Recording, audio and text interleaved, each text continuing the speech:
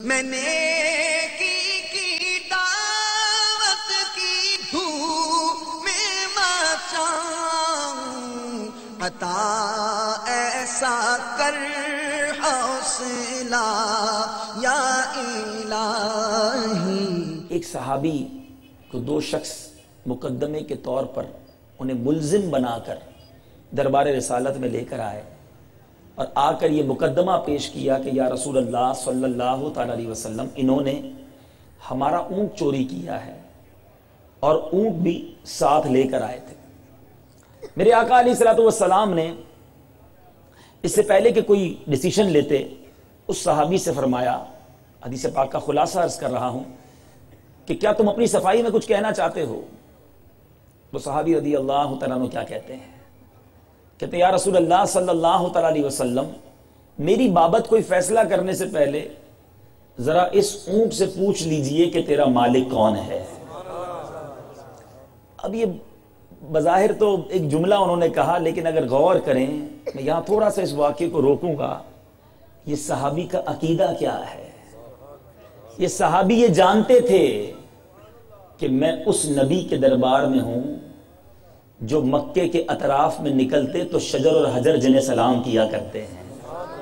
صحابی جانتے تھے کہ کفار مکہ آ کر جب اسلام کی حقانیت کی کوئی دلیل طلب کرتے تو میرے آقا زمین پر کھڑے رہ کر ہزاروں میل دور جب چاند کو اشارہ کرے وہ دو ٹکڑے ہو جاتا ہے۔ یہ صحابی جانتے تھے کہ مولا علی کرم اللہ تعالی وجہ الکریم کی جب نماز عصر جائے تو میرے آقا دعا کریں تو دنیا نے تو یہی دیکھا کہ سورج مشرق سے طلوع ہوتا ہے، مغرب میں غروب ہوتا ہے، مگر نبی پاک کے ہاتھ اٹھ جائیں تو سورج مغرب سے طلوع ہو جایا کرتا ہے۔ یہ صحابی یہ بھی جانتے ہیں کہ حضرت ابو قتادہ رضی اللہ تعالیٰ عنہ جنگ احد میں آقا کے پاس آئیں اور آقا سے کہیں یا رسول اللہ تلوار ٹوٹ گئی ہے، لڑتے لڑتے تلوار دو ٹکڑے ہو گئی۔ تو آقا ابو قتادہ کو ایک لکڑی پکڑا دیں، ابو قتادہ جب ہاتھ میں لیں تو وہ لکڑی تلوار بن جائے۔ ان صحابہ نے نبی پاک کے چلتے پھرتے معجزات دیکھے تھے، روزانہ رب کی قدرتوں کے نظارے ان کی آنکھوں کے سامنے تھے۔ یہی ابو قتادہ ہیں، جنگ احد کا موقع ہے، آنکھ باہر آ گئی، آنکھ جو ہے وہ ڈھیلے کے ساتھ لٹک رہی ہے۔ صحابہ نے کہا اے ابو قتادہ، آنکھ تو نکل گئی ہے، اب یہ پٹھے کے ساتھ مسلز کے ساتھ تمہیں تکلیف دے رہی ہوگی، ایسا کرو اس کو جدا کر لو۔ ابو قتادہ کہتے ہیں جب میرے آقا موجود ہیں تو آنکھ جدا کیوں کروں؟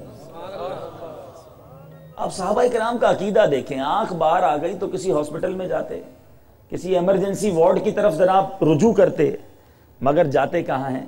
سرکار دو عالم صلی اللہ علیہ وسلم کے دربار میں۔ یا رسول اللہ آنکھ باہر نکل گئی ہے، صحابہ کہتے ہیں آنکھ کو کاٹ دو، پٹھے سے بھی دور کر دو۔ آپ کیا فرماتے ہیں؟ آقا کہتے ہیں ابو قتادہ کہو تو آنکھ لوٹا دوں، کہو تو جنت کی دعا دے دوں، چاہیے تو جنت لے لو، یہ صبر کر لو، یا ابو قتادہ آنکھ لے لو۔ صحابہ کرام کا عقیدہ، ان کا کانفیڈنس، ان کا نبی پاک صلی اللہ تعالی علیہ وسلم پر اعتماد اور مان دیکھیے۔ ابو قتادہ کہتے ہیں آقا میں اپنی بیوی سے بڑی محبت کرتا ہوں، میں کانا نہیں رہنا چاہتا، آقا مجھے آنکھ بھی چاہیے، جنت کی دعا بھی دے دیں، جنت تو آپ کے صدقے ملنی ہے، آپ میری آنکھ لوٹا دیں۔ نبی پاک صلی اللہ تعالی علیہ وسلم اپنے ہاتھ سے ابو قتادہ رضی اللہ تعالیٰ عنہ کی آنکھ پر وہ ڈھیلا رکھتے ہیں اور کیا دعا دیتے ہیں؟ مولا ابو قتادہ نے تیرے نبی کا چہرہ بچاتے بچاتے اپنا چہرہ زخمی کر ڈالا ہے، اے اللہ اس کی آنکھ واپس لوٹا دے۔ ابو قتادہ کے یہ الفاظ حدیث کی کتابوں میں موجود ہیں، کہتے ہیں جب سے نبی پاک نے آنکھ لگائی ہے پہلی آنکھ سے زیادہ اس میں نظر آتا ہے۔ یہ آنکھ کبھی دکھی نہیں، کبھی پانی نہیں بہا، کبھی اس آنکھ میں کوئی تکلیف نہ ہوئی۔ آقا نے آنکھ بھی لگا دی، پھر ابو قتادہ کو جنت کی دعا سے بھی نواز دیا۔ تو ان صحابہ نے یہ سارے مناظر دیکھے، کہتے ہیں یا رسول اللہ میرے بارے میں فیصلہ بعد میں دیجئے گا، پہلے اونٹ سے پوچھ لیجئے، معاملہ کلیئر ہو جائے گا۔ تاریخ کی کتابوں میں تاریخ دانوں نے بہت ساری لینگویجز دیکھی، لکھی، مگر کسی نے اونٹ کو انسانی زبان میں بات کرتے نہیں سنا ہوگا۔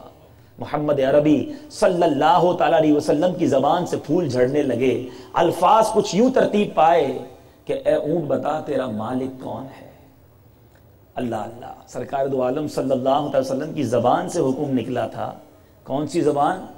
جس کے بارے میں اعلیٰ حضرت لکھتے ہیں وہ زبان جس کو سب کن کی کنجی کہیں، وہ زبان جس کو سب کن کی کنجی کہیں، اس کی نافذ حکومت پہ لاکھوں سلام. وہ دہن جس کی ہر بات وحی خدا، چشمہ علم و حکمت پہ لاکھوں سلام. وہ اونٹ کہتا ہے یا رسول اللہ صلی اللہ تعالی علیہ وسلم یہ دونوں جھوٹے ہیں، جس کو پکڑ کر لائے ہیں یہی میرا مالک ہے. مقدمہ پلٹ گیا، ٹوٹلی ریولوشن. سرکار دو عالم صلی اللہ علیہ وسلم بہت خوش ہوئے.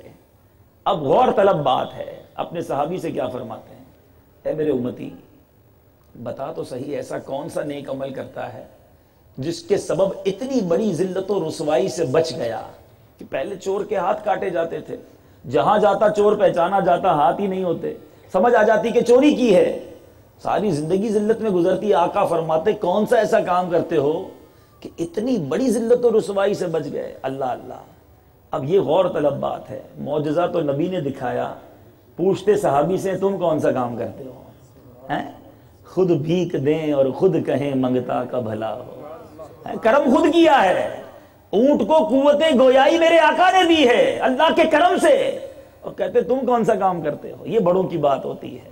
صحابی کہتے ہیں آقا اور تو کوئی عمل یاد نہیں، بس ایک عمل یاد ہے کہ آپ کی ذات پر کثرت سے درود پاک پڑھتا. نبی پاک صلی اللہ علیہ وسلم نے فرمایا جس کا مفہوم ہے میرے امتی جس طرح درود پاک پڑھ رہا ہے پڑھتا رہے، جس طرح دنیا میں ذلت سے محفوظ رہا ہے آخرت کی بھی ذلت سے محفوظ ہو جائے گا.